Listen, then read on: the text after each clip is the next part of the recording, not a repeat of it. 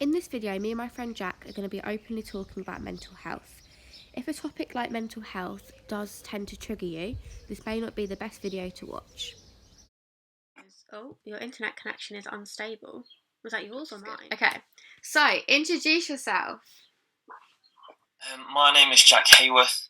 I don't know why I said my full name, that's so formal. I am a physiotherapist, a strength and conditioning coach, work in elite sport, and run my own business. That's me. That's you. That's cool. That's what I do. That is what you do. That to be fair, that is what you do. I love how you're questioning what I'm saying. I just come on here and be like, yeah, I'm just gonna lie about everything I do. Yeah, just like lie and make up a lie. So, how has lockdown been treating you? So, lockdown initially, first 2 weeks very good. I was buzzing, energetic, have a lot of people I can speak to, so I was absolutely fine. It was weird, like week 3 hit, and I had 2 things that happened, like personally. So, like one of my dogs got like super ill, and then another one of my dogs got like a little cut in the side, which was really sad. And then some other stuff happened at the same time, and it kind of all got on me, and I was like, and then I had a really bad week, had a really down week. I was on my in my garden, and like genuinely, I've never had this happen to me before. I swear to God, in my head, I like saw these like walls like going up around me, and I was like, oh my God. And I had like a bit of like probably like what I understand is like an anxiety attack or like a panic attack or something. Yeah. And it was really messed up. And like what I had to do was I had to just get in my car, drive down the road, and go for a walk. That was because it was just the fact that I hadn't been out of the house for like 3 weeks. And like my job, I travel around. Yeah, so my job, I travel around. I go to different places. I meet probably like 50 people a day, like just here and there. So it was one extreme to the other. And then from that, like, so I had 2 really bad weeks where I was in my own head. Like, I think with lockdown, it's really weird because I think why this is all coming about is because usually we're so busy. Usually we are so preoccupied with our normal lives that it just you don't ever have time in your own head. And I think I got in my own head, and you start to question everything. You start to question yourself. But then since those 2 weeks and probably the last month, I would say I've probably been the happiest I've ever been. It's almost been me getting to grips with like what's my purpose, like what I want to achieve in life. One of the reasons that I was unhappy was I wasn't where I wanted to be for my ambition. Right, and so, now you're like getting there, are you? Yeah, exactly. And it was more so like so basically I've had like a bit of a career change recently. So like from physio to something slightly else, slightly different, which I can't really talk about just yet. But it's top secret. Top secret. No. But it was essentially like with physio, I loved it and I do enjoy it. However, I'm treating like say 25 people a week. I love it. They're all lovely, but my bigger ambition has always been to help people in a bigger way. So I was starting to get in my own head, and I was like, if I'm only helping 25 people a week, that's not a lot of people. I want to have a bigger scope. I want to have a bigger reach. And the kind of new stuff that I've been doing recently is going to, or at least it's on the right path at the minute, for allowing me to do that. Yeah. And I've kind of, weirdly, this is another thing that's helped a lot. Like, usually I'm always messaging people all the time, and 2 things I've done that have really helped. I've taken a break from Instagram, so I post every so often, but I don't like look at it, scroll through like I did before. This is really weird, I haven't spoke to, like, I don't really speak to many girls anymore. I think like relationship stuff, it was very much distracting. I don't like to, when I'm stagnant, when I'm plateaued, it freaks me out. I have to be like moving forward. And I think I started to feel like I was just doing the same stuff over and over and over and over, and I felt like all the things I wanted to achieve were on hold. See, that's like the opposite. That was a long drawn out story. Because I'm like petrified of change. Yeah. Like change will throw me off completely. Yeah. So, like with lockdown, like my mental health has been very, very up and down. Yeah. Like some days I'm like really happy and like really excited, and I can go and do a workout, or I can go for a really long walk. And there's other days where I just don't want to do anything at all. Yeah. Like I would, and there's no like particular reason why. I mean, sometimes there is, but there's no particular reason why I feel like that. It's just I think lockdown has been a time of change for everyone. I think it's given. I think everyone has been suffering with their mental health one way or another. Whether they didn't notice it before lockdown, I think it's definitely affected a lot of people. And I think a lot of people now are starting to notice the effects of it. Yeah, absolutely.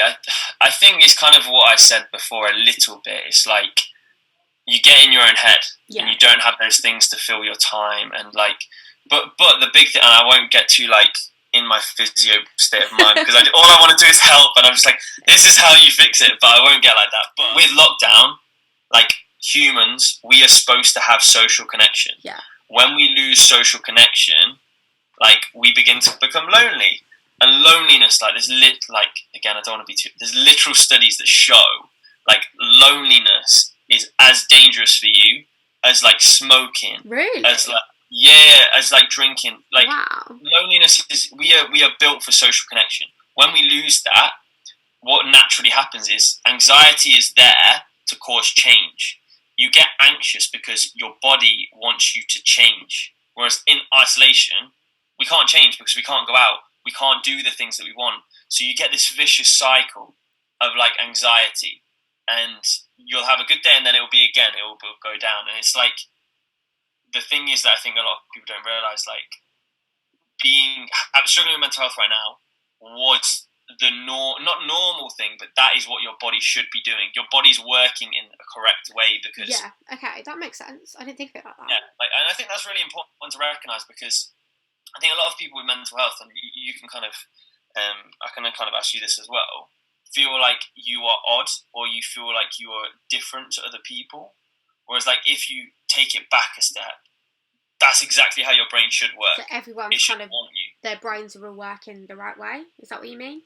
Yeah, 100%. Like you're not different, you're not on your own because everyone is feeling absolutely that way. Fine.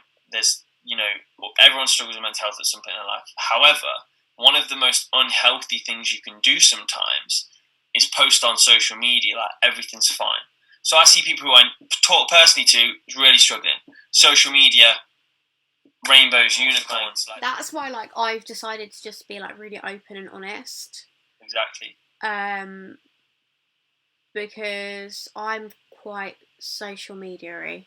As in, I'm always posting. I shouldn't post as much as I do. I just do. And it does look like everything is like completely fine. Like I could post a picture and then half an hour later I could be having a breakdown. Yeah, and there's no. Like, so, and I think like it's. I've decided to kind of use lockdown as a way to like openly talk about things with other people. Because it's not all, as you say, it's not always like sunshine and rainbows and butterflies. It is, people do struggle, and it's important to know that social media isn't like a mask for that. Yeah, and I completely agree. I think, and it's not good for the person in the long run, because if you're living this fake life, like how people say fake it till you make it. It's not really true in the sense of like mental health. It doesn't work like that. The way you come out of it is you need to recognize, like the way you truly come out of it is you need to change your perception of emotions, because like for example, so say you go for a breakup, like you're naturally going to feel rejected. Say someone's broken up with you, you feel rejected, and that's quite like a scary feeling. And then usually what your body would do, okay, it's going to escalate the emotions. You're going to escalate, so you get angry, you get upset. You get like fight or flight. Huh? Is it like fight or flight?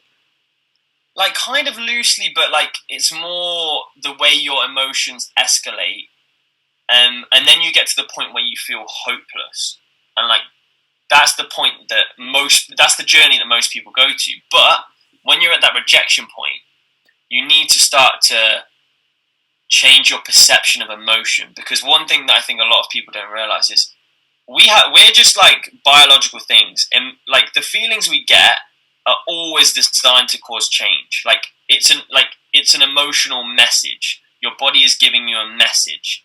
You are feeling depressed, anxious for a reason. Someone asked me, I did like a little Instagram question thing, and someone said, how would you approach your friend to let them know you're suffering? So how would you approach someone else? Yeah, I think that's a really great question. I think the simple way to do it is be open, be honest. There's no correct way. I think when people try and come up with a strategy, just be open. Say, look, this is something I've been struggling with, and just basically, I think the key thing to this is say as much as you want to say. Don't feel pushed to tell them everything straight away. Build the relationship, let them understand you, and then from then, when they understand you, they can start to help. Whereas people with mental health, they just want to be understood. And that's where this empathetic quality from other people comes in. But then I think it's hard, like, because how you could be feeling a certain way, but when do you know that, when do you know if you should ask for help, whether it's something you can deal with on your own? Like, I think especially with men, men kind of like to be, is it the bread bearer, is that what it's called? Breadwinner.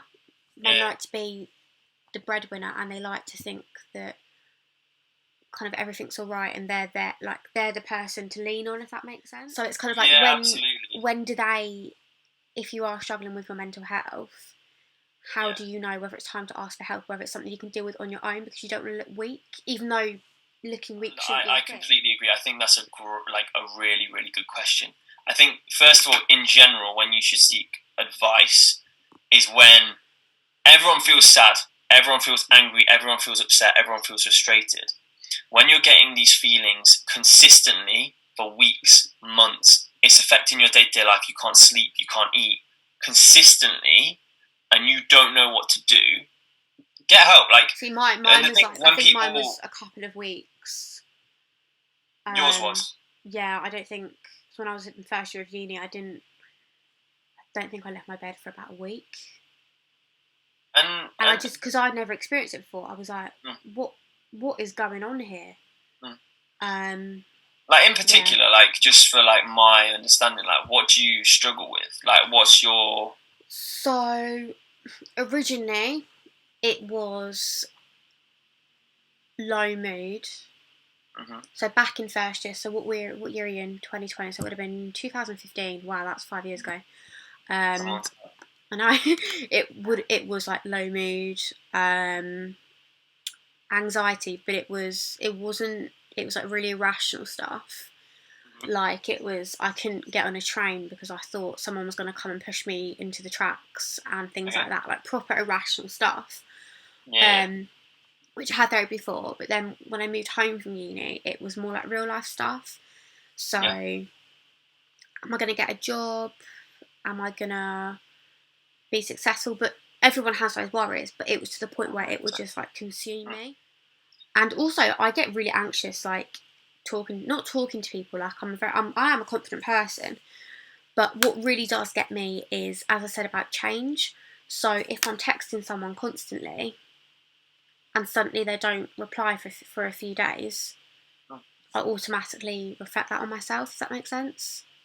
And start to feel really, really anxious about that. So it's more like real life stuff that get to me. But in terms of depression, I've never... Well, when I had therapy, I thought it was like a backlog of feelings from when my granddad died, because he passed away, I think it was a few weeks before I moved to uni in first year. So I didn't have time to grieve. But now I can't really put my finger on it. All I know is I just feel just stiff, like a big cloud over my head, like I'm just exhausted, lose interest in things. But that's basically what it is. Yeah. What it is for me. So I think I think that's a really great summary. I think, like, bear in mind, so many people feel like this. So many people. The first thing is confidence as a concept. People use very vaguely. Confidence is a very situational thing. So, for example, I couldn't stand in front of a crowd and talk. Exactly. But I could do a video and then yeah, exactly. Yeah. But like people do, they use this confidence word as like a vague thing, and like for example, you just said I'm confident, and genuinely, I've said exactly the same before. Like I would like to think I'm confident.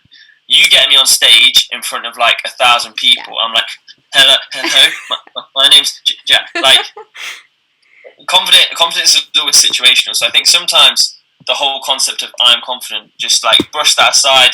Not that you're not, but it's just good to get that out of the way initially. I think, in fact, the key to happiness is making progress along your journey. That's genuinely it. So the majority of people, when they do suffer with some form of anxiety, depression, stuff like this, and I feel like I'm teaching you, so just like no, I like it's just it. because I I've like struggled it. with this stuff, so I just educate myself. I learn about it, and the big thing is in your mind, whatever it may be, and a lot of people don't realize this. They have a blueprint of where they want to end up. So, like for me, I want to end up having a red Lamborghini. Oh yeah, I have one, and I freak out because I'm like, I'm never gonna get it. Exactly. So, like, tell me now, that's never gonna happen. Tell me now, what do you want to experience? What's your purpose? What do you think? What is my purpose? Oh my god. I don't know. Like, I always thought, how old am I now? 23. I always thought, by 25, I'll be engaged. I'll have kids before 30. And realistically, that's not going to happen, I don't think. Anyway, very slim chances of that. But I think, I know you say progress is good, and that's why you should make little steps for progress. But like personally for me, trying to track my progress would be quite difficult. Because although you'd say, take baby steps and do tiny things at a time, I'd be like, I can do so much more than those steps. But then if I'm not getting the end, does that make sense? Yeah, kind of, yeah. But then I think like the whole concept of like when people say make baby steps, like I don't necessarily agree with that. I think you should, like with progress, it's you've got this blueprint in your mind. So you wanted to have, like when you were younger, you wanted to have kids by 30, like be married, I assume, kids by 30. So like that is something that is very hard to track your progress. Yeah. However, like it's not even breaking it down to the smaller stages. Like what is, like you've got to break it down to the point of yourself. Like what is, like your past relationships? What have you gone through? What have you been through? Why haven't they worked out? Like understanding the fundamentals of maybe not necessarily where you're going wrong, but understanding yourself and understanding how you can improve so it's more likely to end up with the correct result for you. This month, I've been the happiest I've ever been, as I said. The reason for that is I understand at least what I want to achieve. Whether I achieve it or not, I have no idea. But I know what I want, and I feel like I've been put here for a reason to do that. But every single day, I will put the effort in to do the things on a daily basis to make that happen. And as long as I'm doing that, I can be happy that I'm trying my best to achieve what I want. Oh my god, this is so cool. So I'm so boring, but I read this article the other day. Yeah. I am boring, but I don't care because I love it. I read this article the other day, and basically it's this thing called the power position, yeah? Okay. It's called the power position. So that is something I get asked so often. It's like, so if, you know how I said, so you get like, you have, someone breaks up with you. You feel rejected, and then it escalates, and then you feel hopeless. Yeah. How do you break that cycle? Like, how does that happen? Go on Tinder. There's this thing you can do, and it's so cool. And try it out. We'll try it out after this call. Okay. You basically, what you do, you stand up. Yeah. You put your hands on your hip like Superman. You put your shoulders back, your chest up. You look at somewhere on the wall. Yeah. You hold that position for 2 minutes. Yeah. And the science shows. Are you supposed to stare at one spot on the wall? Stare at one spot on the wall. Right. Chest up, shoulders up, good posture, all that stuff. It's literally, I'm a bit skeptical about this. Huh? I'm a bit skeptical about I swear to God, it's the coolest thing. Literally try it after this call. Alright. The process of changing your physiology, which is your body, putting yourself in that position, there's literally studies that show it. In both men and women, it increases your testosterone by 20%. So you do it for 2 minutes? Do it for 2 minutes. It reduces your cortisol, which is your stress hormone, by 20% as well. So it's a way are of you breaking supposed that to like vicious think cycle. about anything specific?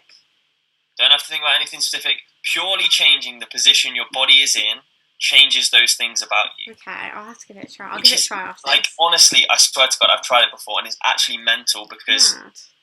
like, how does that make any sense? But yeah, the first thing you can do to get yourself out of that vicious cycle is change your body. Like, when you, okay, think of someone who's depressed. What do they look like? Like, what are they like? So your stereotypical person. Yeah, so Not like, stereotypical, what's their but like, posture like? what's their posture? Kind of. This is very judgmental, but They don't want to show the world who they are. Whereas, you know those people who are confident and they strut down the street? Yeah. What do they look like? Bang, their chest is out, their chin is up, their shoulders are back. And although that seems like a nothingness, and you may think, oh, it's because they feel good, but that physiology actually makes them feel better about themselves. Obviously, the stereotype of depression is feeling suicidal. So if you're not feeling, like for me, for example, I wasn't really ever suicidal. So is there a difference in, obviously I know you've read a lot of stuff and you know a bit about how the brain works. Yeah. Is there, like, are there different things that, like I know what I mean in my head. So, like, just to give you an understanding, so, like, I kind of think I know what you're getting at. So, there's your brain. So, what I've talked about is called, like, mental wellness, if you like, because what I'm saying you can do is not something that is a disorder. So, a disorder is something that you can help, but you have been born with a chemical imbalance in your brain. Yeah. So, your brain works on chemical imbalance. So, like, everything working together, and the way that works is, okay, you feel this way, you feel that way. So some people are born with, like, yeah, for example, with a chemical imbalance like serotonin and... Exactly, that's why people go through this drug replacement therapy and all this stuff. However, and that tends to be the people who are, like, the suicidal people, the people who self-harm, stuff like that. They I tend to didn't know that. That's good. Not good. They tend to. This isn't always correct. They tend to be more predisposed to do that because there's a consistent imbalance. Whereas people who are purely environmental, so something has happened, so they feel like that, you can reverse that because that's been environmental. It's not been a born change. So, like, it's really. Do you just hit yourself? I just hit my foot on my laptop. But yeah, like, it is two different things to a point. However, even those people who do have those, like, a disorder, if you like, still getting into the stuff that helps, like fitness, having what doing exercise does to your brain is ridiculous. I'm not going to bore you with the details. You know about endorphins, all that stuff. Like, it is unreal what it does to the brain. It's crazy. Making sure you take time for yourself, like mindfulness, meditation, all this stuff. So I've done this thing recently, and it looks really goofy, but it's called priming. I do it every single morning, and it's basically a thing that is kind of like meditation, but it's more like you do stuff which make you feel in a certain way, and it's really cool. And it helps you just to focus on yourself and what you want to achieve and be grateful of life, because ultimately we should be grateful. And yeah, I think just covering the basics will always help that. Routine, number one. Fitness, number two. Mindfulness, and also your nutrition and stuff like that. And then also trying to make progress in your life. They're the big things that you want to try and implement on a daily basis, because that's the big stuff that changes.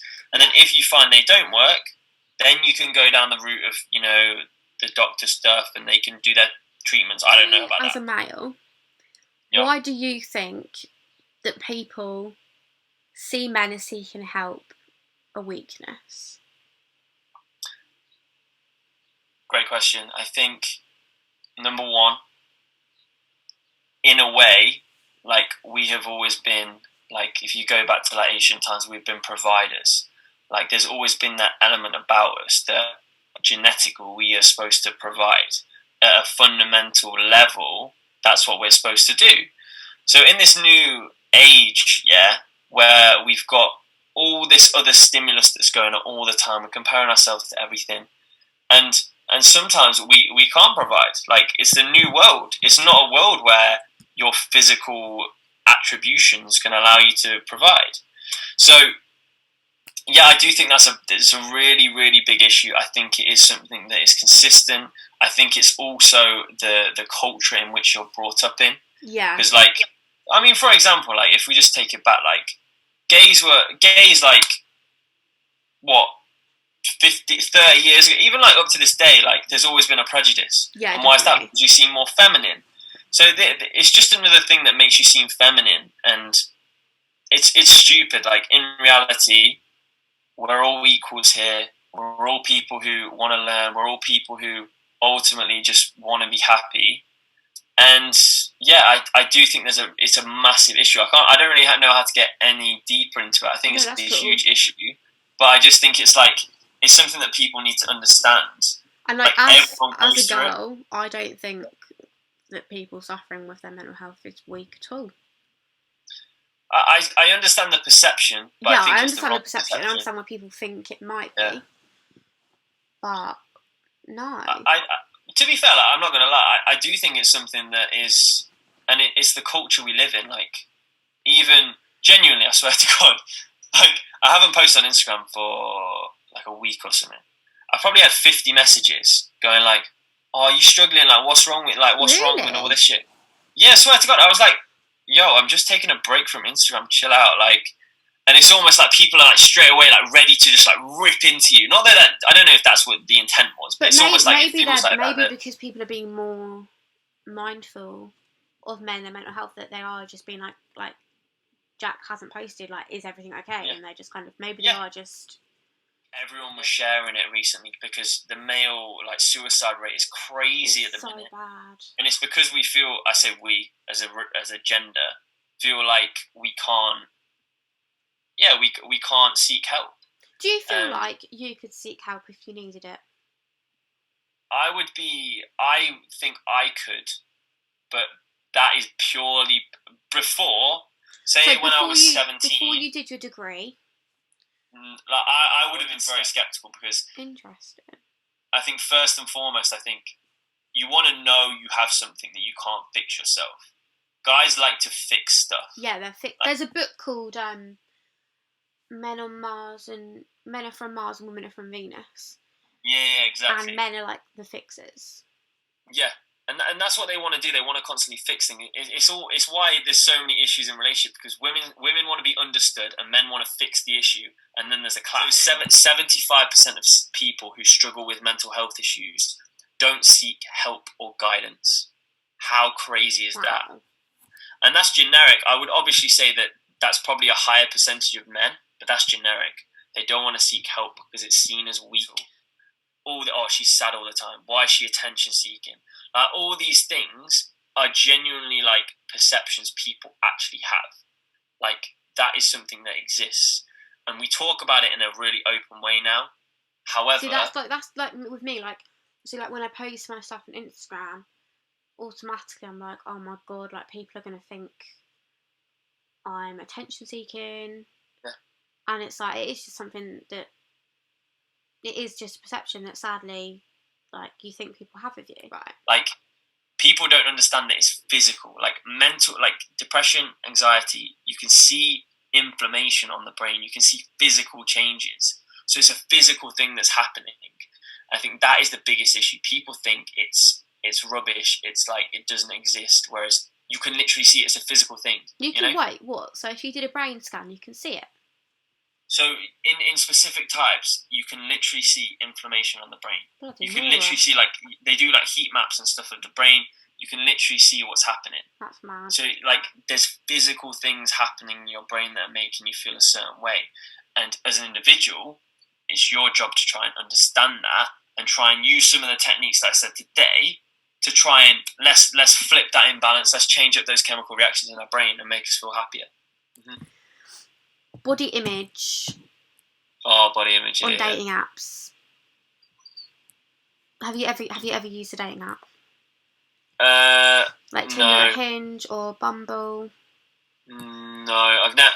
Like, people have signed me up and I've never ever used it.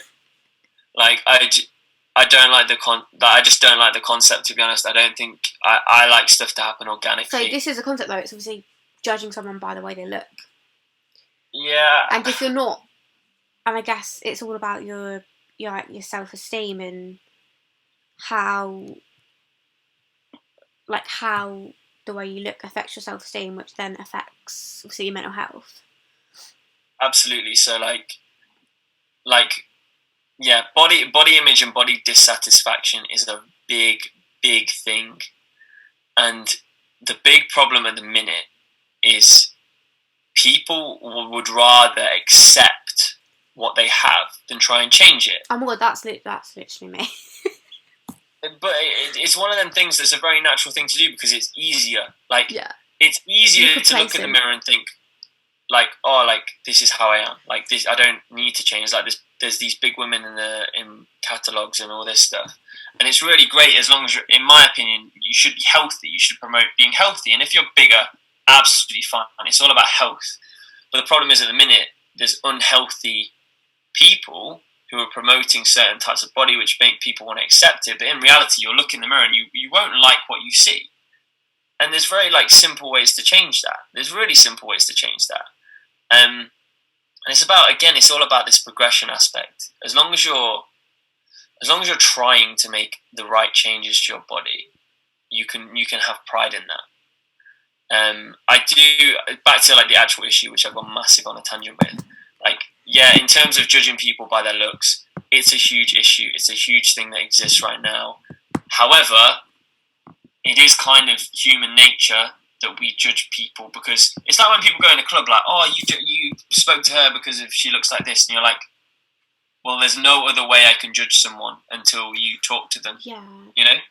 So it is a difficult one because I kind of get the concept, but I think as you start to move through life, you start to realise there's more to people than looks.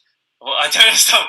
Yo, what do you want me to do here? What do you want me to do? Do you want me to say that? Just say what you were going to say. Yo, so, number one, exercise. Okay. Try and exercise regularly. Nature, number two. Get outdoors. We, as human beings, we have a weird connection with nature. There's studies that show being out in nature actively reduces anxiety and depression, because there's something weird about we are connected. It sounds very airy-fairy, but we kind of are in a weird way. Stay hydrated, eat the right stuff. If you're eating greasy, fatty foods all the time, it has really bad connotations to your mental well-being. Make sure you're taking time for yourself. So I think one of the biggest things to do whenever you wake up is do something for you at the start of the day. So whether that be working out, whether that be going for a walk, whether that be sitting down and meditating, or just trying to do something for you. Oh my God, there's such a list. I think I'm a big believer in planning. I think understanding, just having an idea in your head of where you want to be and the rough blueprint to get there and what actions you need to take are very important. Very important. And I think the last thing is understand that your emotions are normal, especially during lockdown. That's the big one. That's the one. That is not the one. So that's the one. Normalizing emotions is so important. Understand that you feel emotional because your brain is doing the right. It's working correctly. It wants you to change something. So start to think: what is my brain telling me? What is this emotional message telling me? Yeah. Do you know what the chances of us being born on this planet are? Being born? Being born. I don't know, doesn't each person have 10,000 sperms? So basically, that is definitely incorrect what you just said there, but I'm going to bypass it. Basically, your chance of being born on this planet right now, 1 in 400 trillion. Really? 1 in 400 trillion. So, that is unreal. And it sounds fake. Look it up. It's unreal. I'll have to look it up after. You've literally defied all the odds already. Yes. Oh, last thing as well. This is really important. Okay. This is really important. Being grateful and showing gratitude for what you have. Every single person in their life will be proud and grateful of one thing. One thing. It doesn't have to be big. It could be I make an effort with my body. I'm really good at doing a backflip. I have a great relationship with my mom. I have a great relationship with my dad. I love my brother. I have a great whatever it is, the small thing that you have, be grateful for it. That is it. That's all my advice. Done. Smashed it. Thank you for watching the video. I know it was a bit long-winded, but I feel like it's an important topic to talk about. If you liked the video, then please give us a like, follow and subscribe, and I hope you're all staying safe and well. Take care. Bye.